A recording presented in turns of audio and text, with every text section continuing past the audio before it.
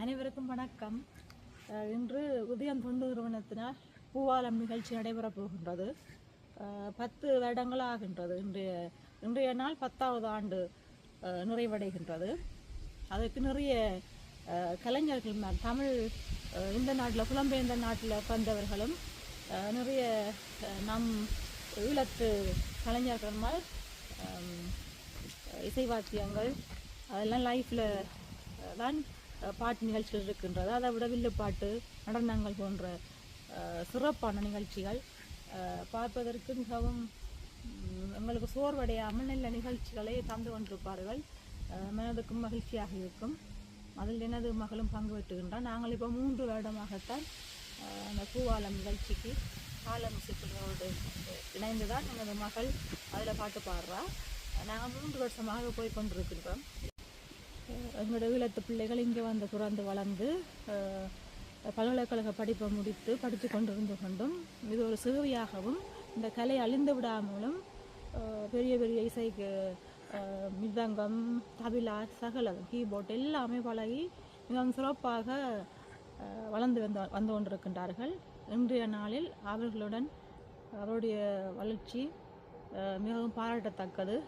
இன்னும் அவர்கள் நல்ல மேலோங்கி இந்த புலம்பெயர்ந்த நாட்டில் வளர்கிறதுக்கு புலம்பெயர்ந்த நாட்டில் இருக்கின்ற அனைத்து மக்கள், தமிழ் பேசும் மக்கள் அவர்களுக்கு ஒத்துழைப்பு கொடுக்க வேண்டும்.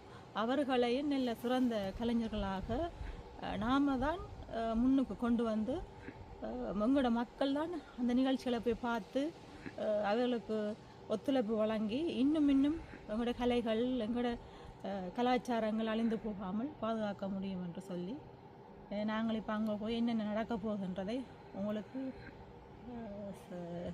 மிக விரைவில் எடுத்து காணத் தருகின்றோம்.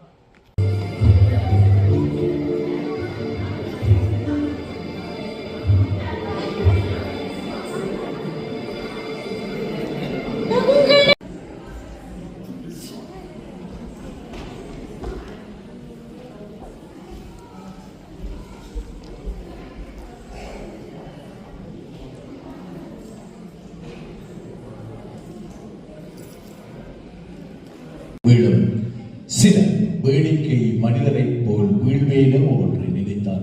இந்த பாரதியுடைய வரிகளை வசமாக்கி இந்த தேசத்து நேசத்து உறவுகள் அனைவருக்கும் இந்த இனிய மாலை நேர வணக்கம்.